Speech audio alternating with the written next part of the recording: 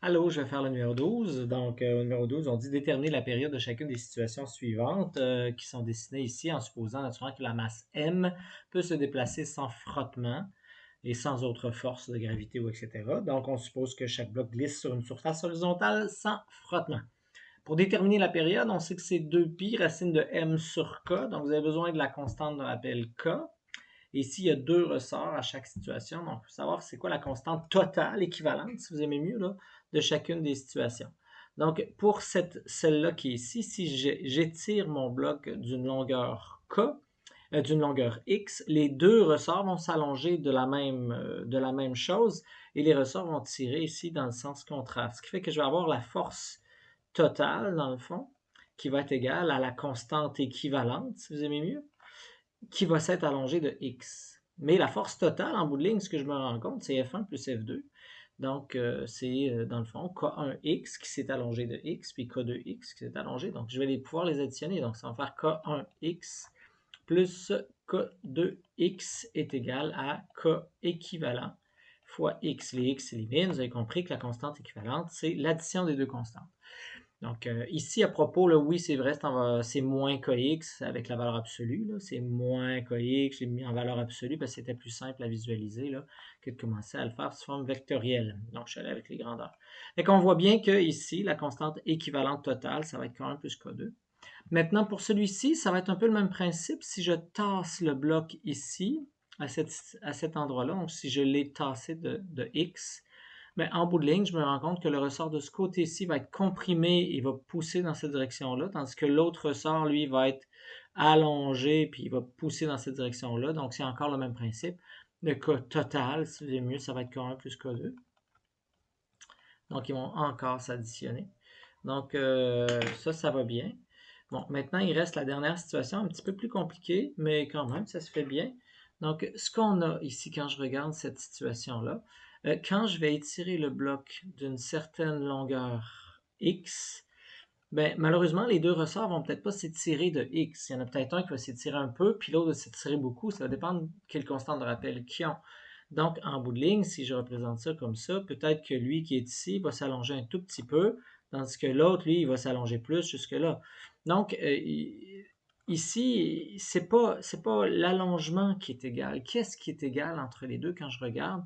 Ben, dans le fond, ici, j'ai une force qui tire vers là. Hein, la somme des forces égale à 0, donc automatiquement, la force ici, puis celle-là, ils vont être égales aussi, puis celle-là va être égale. Donc, les deux forces, les deux ressorts vont avoir la même force en tant que telle, mais ils n'ont pas le même allongement. Ça veut dire que F1 va être égal à F2, qui va être égal à F qui est total, si vous aimez mieux, là, le F qui est sur la masse M. Hein? Donc, ça, c'est égal à K équivalent, si vous aimez mieux, fois l'allongement qu'a eu la masse M, dans le fond, qui est là. Mais là, ça ne me permet pas de savoir c'est quoi la constante équivalente. Ce que je me rends compte, c'est que K1x1 va être égal à K équivalent fois x, puis K2x2, parce que l'allongement est différent pour les deux, va être égal à K équivalent fois x. Il faut que j'arrive à solutionner tout ça. Donc là, dans le fond, ce que je me rends compte aussi, c'est qu'il ne faut pas oublier, là, si lui s'est allongé de x1 puis lui s'est allongé de x2, bien nécessairement, l'allongement total, ça va être x1 plus x2. Donc, avec ça, je vais être capable de gérer. Donc, tout de suite, en voyant ça, moi, je me dis, bon, peut-être que je pourrais, dans le fond, repartir ici puis reformuler celle-là. Donc, je me rends compte que ça va être K équivalent x1 plus K équivalent x2, dans le fond. Hein, parce que j'ai juste changé mon x pour x1 plus x2, puis j'ai multiplié mon K équivalent. Donc, à partir de ça, moi, je vais travailler, dans le fond. Je vais remplacer mon x1, puis je vais remplacer mon x2. Donc, ici, je ne sais pas si ça, je vais le réécrire. Donc, ça fait mon K équivalent x est égal à K équivalent, puis x1, je vais aller remplacer. Le x1, quand je l'isole de ça, je me rends compte que c'est K équivalent x sur K1. Donc, K équivalent x sur K1. Et je vais faire la même chose pour l'autre, plus K équivalent fois tout simplement K équivalent x, mais cette fois-ci sur x2. Donc, je vais aller remplacer tout simplement mon... Ah, c'est pas X2, excusez, c'est K2. Donc, on va aller mettre K2. Là, après avoir fait ça, je me rends compte que mon X, bon, il y en a partout, donc je peux l'éliminer comme ça. Le K, j'en ai K, j'ai K, j'en ai 3, donc je peux l'éliminer. Je divise par K, je divise par K, je divise par K. Et qu'est-ce qui me reste ici? J'ai 1 qui est égal à... Je vais mettre juste K cette fois-ci au lieu de mettre K équivalent. Vous avez compris ce que ça veut dire. K sur K2. Et là, on pourrait peut-être décider de faire la mise en évidence. Un coup que j'ai fait la mise en évidence, dans le fond, je vais les mettre en division de l'autre côté. Ou si vous aimez mieux, je divise par K partout.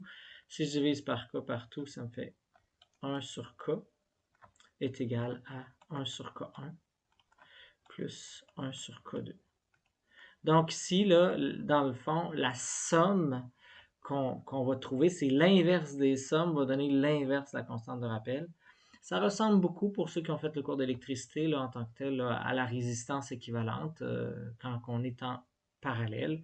Donc, c'est pas exactement ce qu'on a ici. Là. Ils sont plus en série, les ressorts, mais ça fait en tout cas, ça fait similaire à ça. Fait que la problématique dans lui, hein, n'oubliez pas, c'était la force qui était commune, l'allongement est différent, tandis que les autres, c'est la force qui est différente, mais l'allongement qui est commun.